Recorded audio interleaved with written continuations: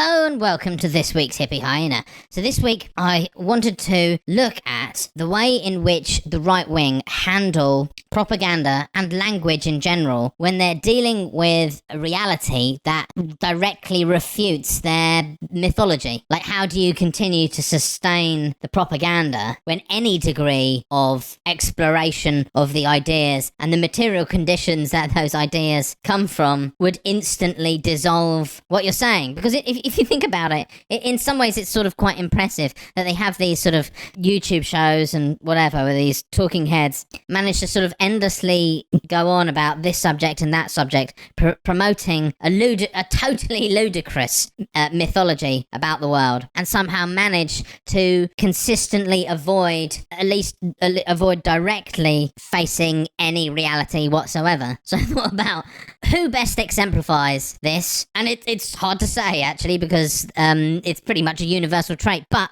I think perhaps none is more aggressively insane than Michael Knowles, who is a person who, if I was in charge, I would have them sectioned immediately, which is a British term which means to put someone into mental health care so they don't hurt themselves and others, and have them undergo some kind of psychiatric treatment immediately, whether they want it or not. That's what I think should probably happen with Michael Knowles.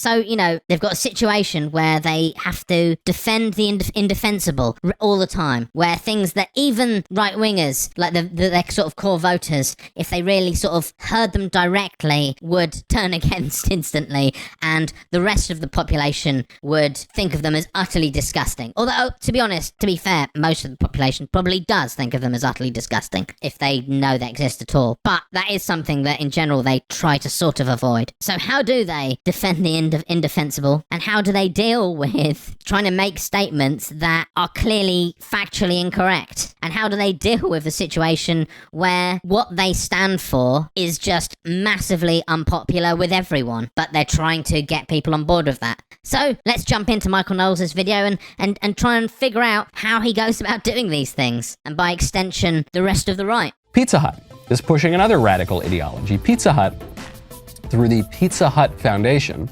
is pushing critical race theory. So, yeah, this is a critical race theory thing, I guess. Critical race theory basically is meaningless. It's a meaningless phrase, kind of. Originally, obviously, it was some kind of specific area of study for lawyers about the way that the law, although appearing to be objective and race neutral, can actually have racist outcomes.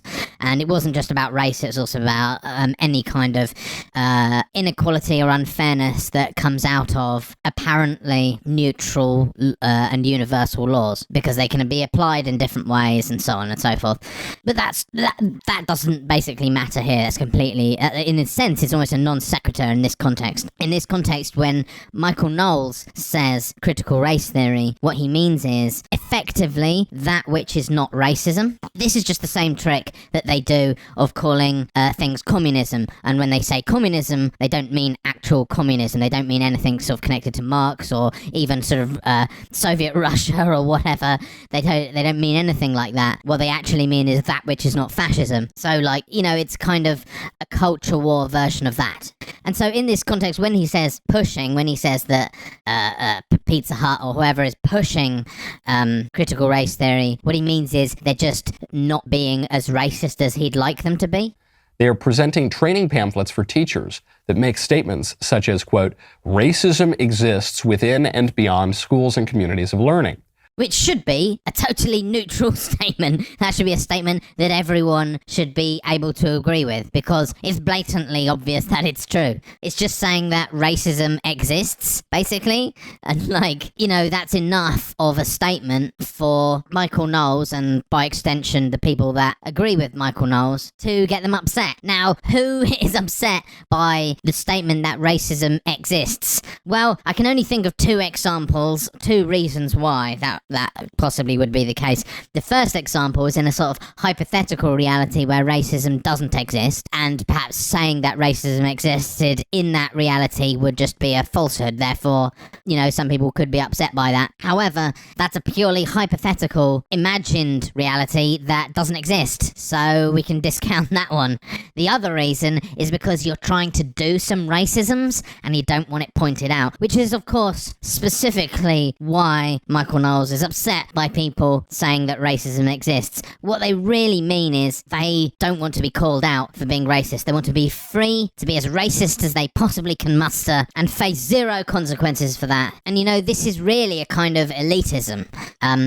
It's not presenting itself as obvious elitism immediately, but it is specifically elitism. Because in the past, the elites could be as racist as they wanted and face no consequences whatsoever. And I mean, to a certain extent, that's still kind of true. However, the difference is today is that people more vocally complain about it, and that's what they don't want. And they're trying to frame the fact that people complain about them as if those people who are doing the complaining are in some way sort of weirdly in power, and therefore are kind of forcing them to stop. Except, Michael Knowles is like walking proof that his own mythology is factually inaccurate, because he's constantly racist. Very racist indeed. When he took the political compass test and it asked the question, do you think that all races are created equal? He sort of and ahed about that. And it wasn't the fact that whether they were created or not that he was having difficulty with. It was whether or not he wanted to express that they were equal, because he,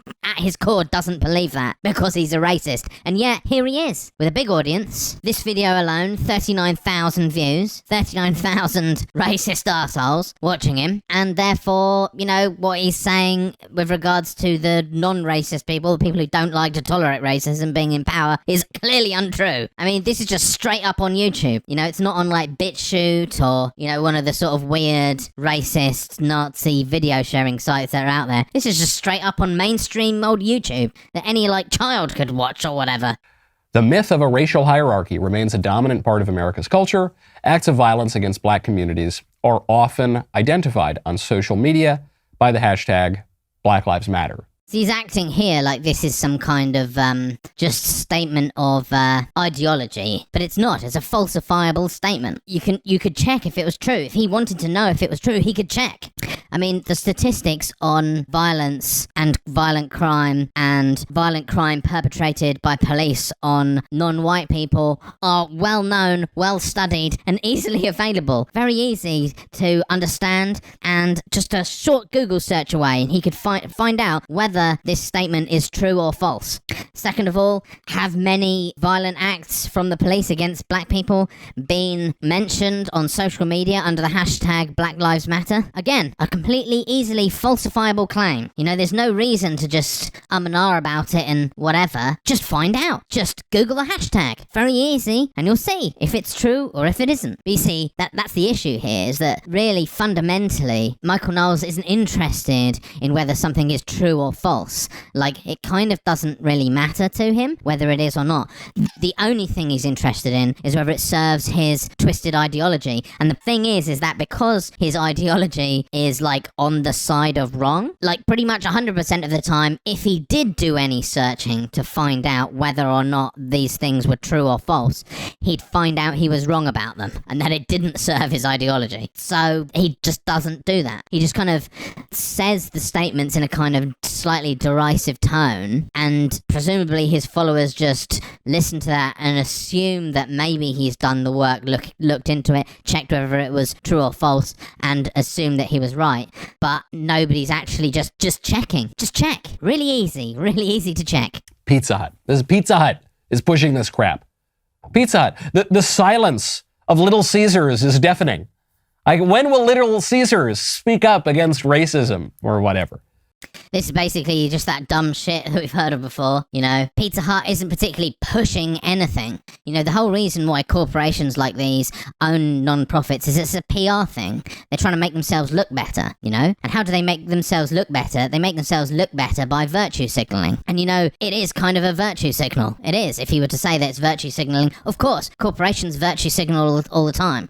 But that's not where the sort of intellectual process should end, right? The process should continue from there. Okay, it's virtue signaling, but who are they signaling to, and why is it worth their while? Well, they're signaling to the vast majority of people who they want to be their customers, because the vast majority of people disagree with Michael Knowles and think that racism is bad. So if the company says, we also think racism is bad, and we're going to try and do something to try and mitigate that, that means it will raise the goodwill of that company. What it means is that, you know, essentially that corporation has done the research for us, and the notion of a conservative, silent majority is just absolutely absurd in this day and age. They like to tell themselves that because it makes them feel strong. It makes them feel like we are the majority. It makes them feel strong. And they want to feel strong because most of the time they feel pretty weak.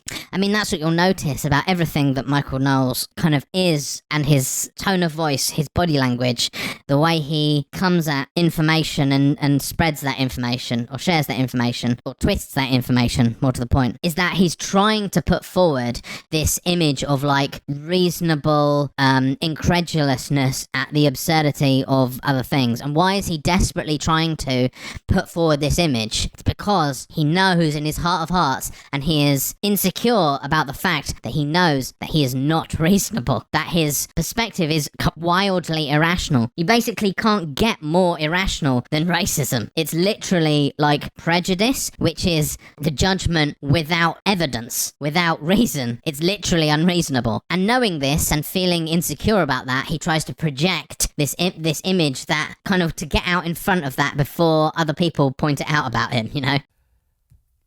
Why is Pizza Hut doing this? Well, because Pizza Hut has this nonprofit foundation, a non-governmental nonprofit foundation, which is pushing this radicalism. We don't have a vote in what Pizza Hut does.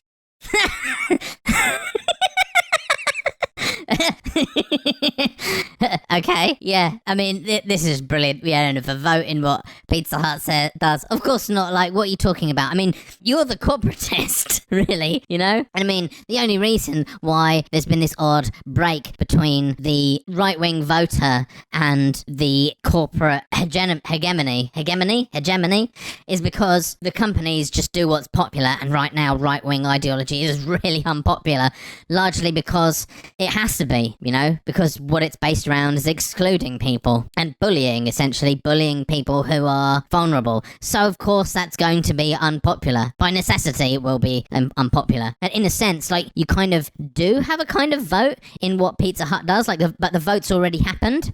The vote has happened, and Pizza Hut realizes that they have to be seen to be good to the majority of people. And the way you do that, the way you virtue signal to the majority, is by essentially shitting on the ideology of people like Michael Knowles. But the question is, more to the point, he's got this problem that corporations aren't democratic, which is what the left have been saying for years. The left have been saying that obviously that's like central to the left-wing like perspective, and in a sense in direct conflict with the right-wing's perspective on the world. You know, the left is generally trying to democratize corporations, trying to nationalize what we can, and try to install regulations to make sure that companies are behaving well, which is precisely what the right wing have been trying to do the opposite of. Have been fighting every step of the way. They've been fighting unionization to make companies more democratic. They've been fighting nationalizing companies. They've been fighting every regulation that looks after people's rights and democratizes corporations. So what is he suggesting that they do instead of the current status quo? Like, it's really bizarre. I mean, it's always been the case that the right-wing elite elites and the right-wing voters are kind of,